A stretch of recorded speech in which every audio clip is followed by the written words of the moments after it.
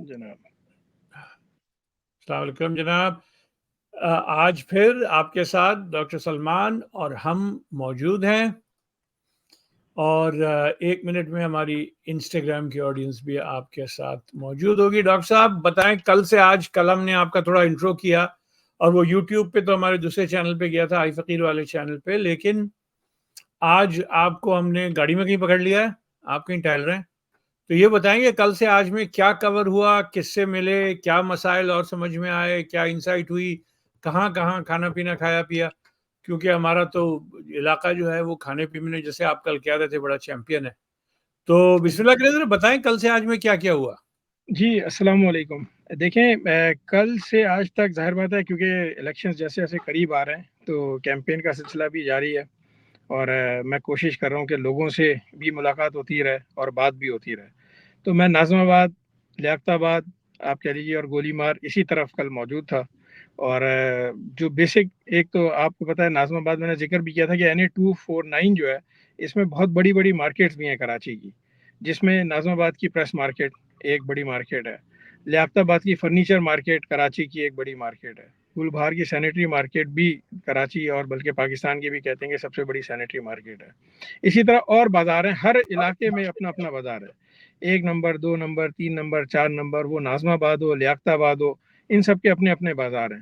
تو بہرحال ایک تو صورتحال یہ تھی کہ انٹرنل جو محلے ہیں، علاقے ہیں، ان کی سڑکیں اپنی جگہ پہ نہیں ہیں، انتہائی زیادہ ٹوٹ پھوٹ کا شکار آپ کہہ لیجیے. ایک تو سب یہ پہلا مسئلہ.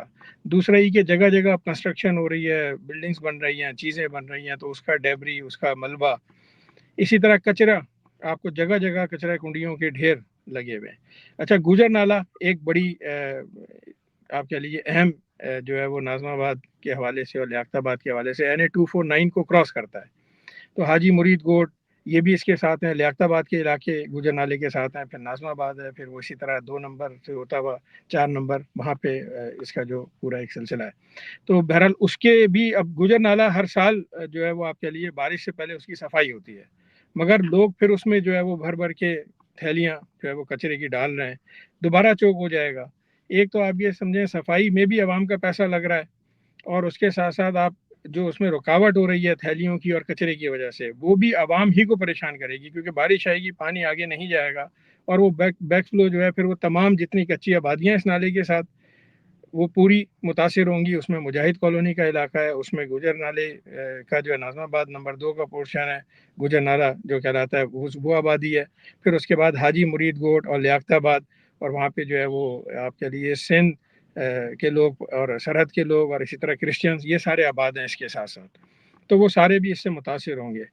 پھر لوگوں کو یہ بھی اندازہ ہو گیا ہے کہ لوڈ شیڈنگ کے ٹائمنگ سیٹ ہیں بجلی کی جو ہے وہ اس کی ریکوری کے حوالے سے، کہ الیکٹرک نے جس طرح علاقوں کو ڈسٹریبیوٹ کیا ہوا ہے. تو اب یہ بڑی بڑی مارکیٹیں ہیں، پریس مارکیٹ میں بجلی کی بڑی امپورٹنس ہے، کیونکہ اگر آپ بڑے پریس اونر ہیں تو چلیے آپ نے جنریٹر کا انتظام کیا ہوا ہے، مگر بہت سارے وہاں چھوٹے یونٹس بھی ہیں، اور ان کے ساتھ ساتھ پھر جو ڈیزائننگ یا کریشن کا کام ہو رہا ہے وہ کمپیوٹرز پہ، لیپ ٹاپس پہ وہ ینگسٹرز لگے ہوئے ہیں. تو وہ بھی ظاہر بات ہے جیسے اب انہیں پتہ ہے کہ بجلی جانے والی ہے، آپ سمجھیں 1.5 گھنٹے 2 گھنٹے وہ سارا ان کا جو ہے وہ پروسیس رک جاتا ہے، یا وہ جلدی ختم کر کے گھر چلے جاتے ہیں. مثال کے طور پر میں کل وہاں تھا شام کے 7:30 بجے کہ لگ بھگ، تو انہیں پتہ تھا کہ 7:30 سے اب 9 جو ہے وہ لائٹ جائے گی. تو وہ ساری چیزیں، ساری بزنس ایکٹیویٹی، کمرشل ایکٹیویٹی بھی رک جاتی ہے. علاقہ مکینوں کو بھی اپنے چلنے پھرنے اس میں بھی ان کو ظاہر بات ہے پھر پرابلمز ہوتی ہیں. کھانے پینے کے حوالے سے دیکھیے پورے ناظم آباد، پورے NA-249، لیاقت آباد، گولی مار، ہر جگہ جو ہے کوئٹہ کیفے جو ہیں وہ پہلے تو کم تھے، اب بے تحاشا ہیں. ایون ایک کوئٹہ ہوٹل کے سامنے دوسرا کوئٹہ ہوٹل، تو شام کو محفلیں لگ رہی ہوتی ہیں اور لوگ جو ہے وہ چائے کے لیے اور اس طرح وہاں پہ جمع ہو رہے ہوتے ہیں. تو وہ ایک سلسلہ جو ہے وہ چل رہا تھا. ساتھ ناظم آباد کے مشہور ہیں دہی بڑے. ایک ابھی تو میں آپ کو ایک چیز بتا رہا ہوں، ہر علاقے کی اپنی اپنی اسپیشلٹی ہے. لیاقت آباد کے اپنے گول گپے مشہور ہیں، گولی مار میں کہیں ایک مچھلی والے مشہور ہیں، اسی طرح بریانی ناظم آباد نمبر 3 کی مشہور ہے.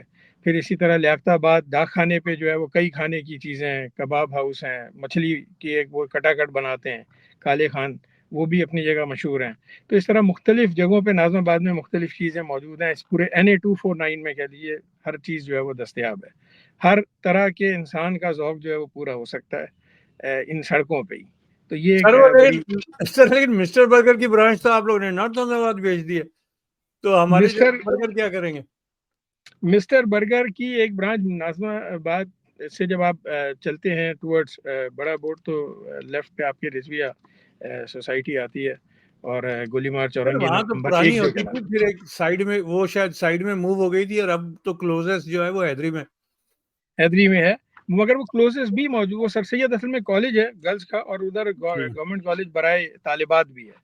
تو یہ دو بڑی چیزیں, پلس پھر پرائیویٹ بہت ساری انسٹیٹیوشن بن گئے ہیں, سر سید اکیڈمی ہے اور اسی طرح اسکولز ہیں.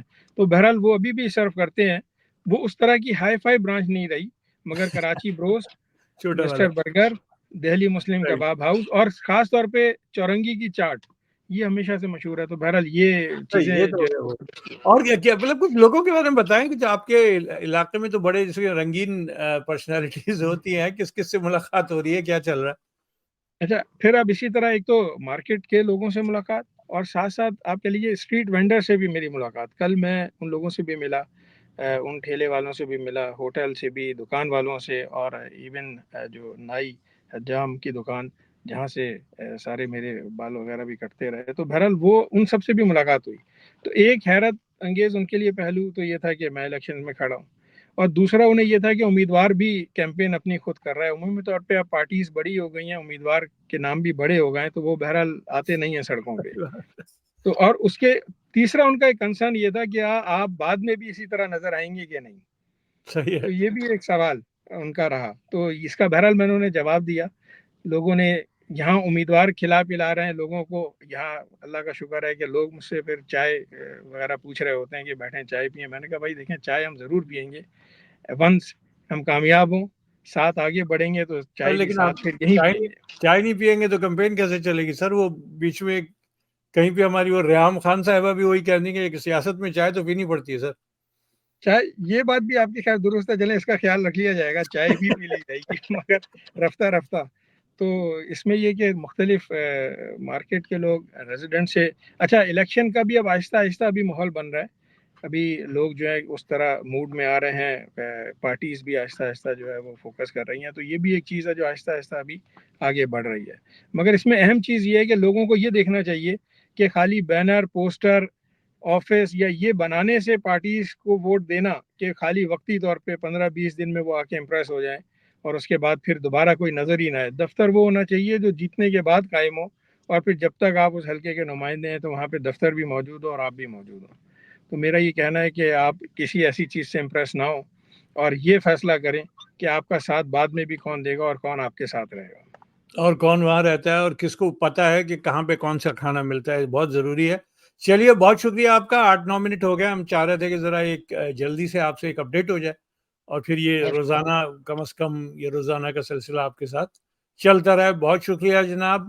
باقی پھر باتیں بعد میں آپ سے بات چیت رہے گی. وعلیکم السلام.